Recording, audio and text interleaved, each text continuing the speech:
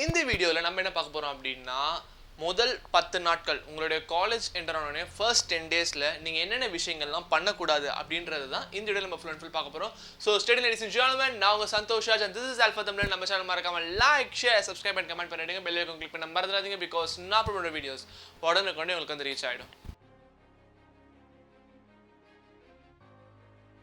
So the first thing நீங்கள் என்ன பண்ணக்கூடாது அப்படின்னா, காலேஜ்குள்ளே என்ட்ரான உடனே யாரையும் நம்பவே கூடாது. That is the first important thing which you should do.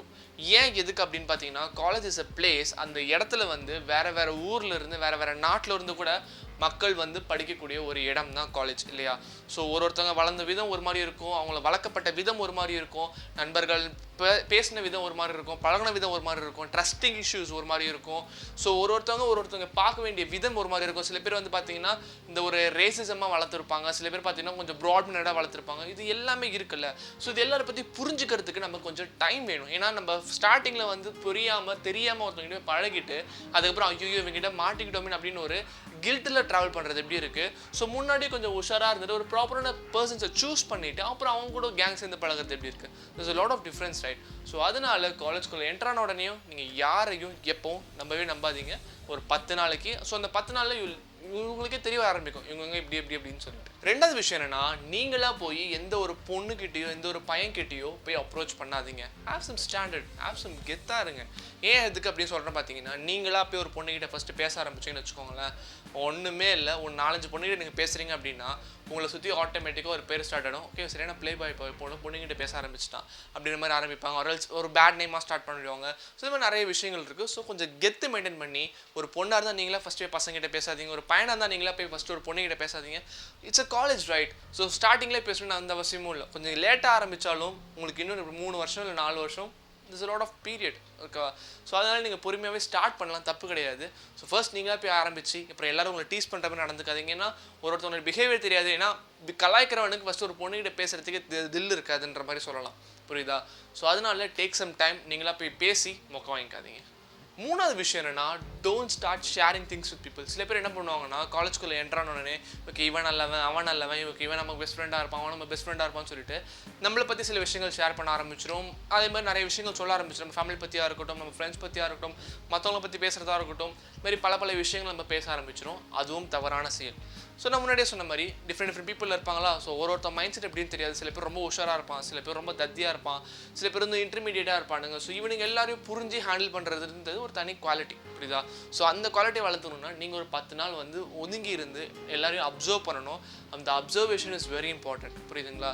இவன் எப்படி பேசுகிறான், இவன் எப்படி பழகுறான், அவன் எப்படி பேசுகிறான், எப்படி பழகுறான், இவன் மற்றவங்களை பற்றி எப்படி பேசுகிறான், மற்றவங்களை எப்படி கலாய்க்கிறானா, எப்படி நடந்துக்கிறான், மற்றவங்களை எப்படி ட்ரீட் பண்ணுறான், இது எல்லா விஷயத்தையும் நீங்கள் அப்சர்வ் பண்ண ஆரம்பிச்சதுக்கு அப்புறம் தான் ஒருத்தங்கிட்ட நீங்கள் ஃப்ரெண்டாக இருந்து சில விஷயங்கள் ஷேர் பண்ண ஆரம்பிக்கணும். ஏன்னா சில பேர் வந்து ரொம்ப ஓப்பனாக இருப்பாங்க, ஓகே எல்லாருக்கிட்ட சில விஷயங்கள் ஷேர் பண்ணிட்டே இருப்பாங்க, அவங்க மனசுக்குள்ளே சீக்ரெட்னு ஒரு விஷயமே இருக்காது.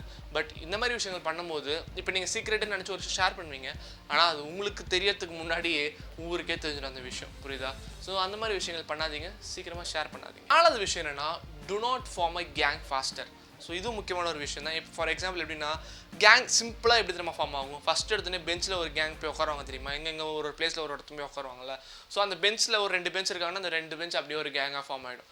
ஆனால் திங்ஸ் என்னென்னா, அந்த கேங்கே வந்து சில பேருக்கு செட் ஆகிறதுக்கு டைம் எடுக்கும், ஒருத்தவங்க டைம் எடுப்பாங்க, புரியுதா?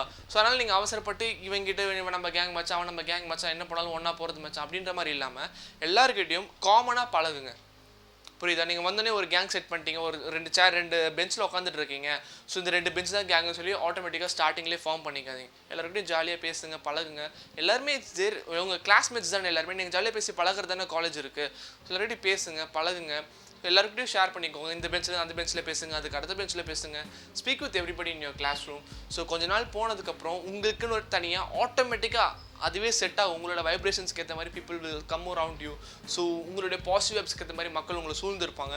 ஸோ அவங்கள வச்சு நீங்கள் ஒரு கேங் ஃபார்ம் பண்ணிக்கலாம். So they will create a perfect gang. So புரியுது, அது வந்து உங்களுக்கு ரொம்ப ஹாப்பியஸ்டான கேங்காக இருக்கும். அதை விட்டு ரொம்ப மொக்கையான கேங்கில் போய் மாட்டிக்கூடாது, ரொம்ப கிளவரான கேங்கில் மாட்டிக்கூடாது. உங்களுக்கு அப்ரோப்ரியேட்டாக இருக்கிற மாதிரி ஒரு ஃப்ரெண்ட்ஸ் கேங் கண்டிப்பாக உங்களுக்கு செட் ஆகும். சூஸ் தென். 5th பாயிண்ட் என்ன அப்படின்னு பார்த்தீங்கன்னா, ஒருத்தவங்களை பற்றி ஒரு விஷயம் தெரியாமல் நீங்கள் வார்த்தைகளை விடவே கூடாது. That is the most important thing. இப்படி அவன் அப்படி இவன் இப்படிப்பட்ட கேரக்டர் மச்சான் அப்படிப்பட்ட கேரக்டர் மச்சான். நான் சொன்ன தெரியுமா, நீங்கள் அவசரப்பட்டு ஒரு பொண்ணுக்கிட்ட நீங்கள் போய் ஃபஸ்ட்டு பேசிட்டீங்க அப்படின்னு சொன்னால் உடனே என்ன கட்டுவாங்க, சரியான ப்ளே பாய்டா அவன் வந்து இப்படி பேசுகிறான் பாரு, பொண்ணுங்களுக்காக அலையிறான் மச்சான் இவன் அப்படின்ற மாதிரி பேச ஆரம்பிச்சிடும். அதே ஒரு பொண்ணு ஒரு பையன்கிட்ட வந்து பேசிட்டு அப்படின்னு சொன்னால் மச்சான் ஒரு மாதிரி பொண்ணு போகிறான் அவளாக வந்து பேசுகிறான் மச்சான் அப்படின்ற மாதிரி ஆரம்பிச்சிடுவாங்க. புரியுதா? ஸோ அதனால நீங்கள் ஃபஸ்ட்டு என்ன பண்ணணும்னா உங்கள் ஜிப்பை மூடிக்கணும். யாரை பற்றியும் தப்பாக பேசாதீங்க, யாரையும் அசிங்கப்படுத்தாதீங்க, யாரையும் கேவலப்படுத்தாதீங்க. உங்கள் வேலை என்னமோ நீங்கள் பாருங்கள். Just observe people. இது எல்லாத்தையும் நீங்கள் அப்சர்வ் பண்ணிட்டே வந்தீங்கன்னா ஒருத்தர் கேரக்டர் என்னென்னு தெளிவாக புரிஞ்சிடும்.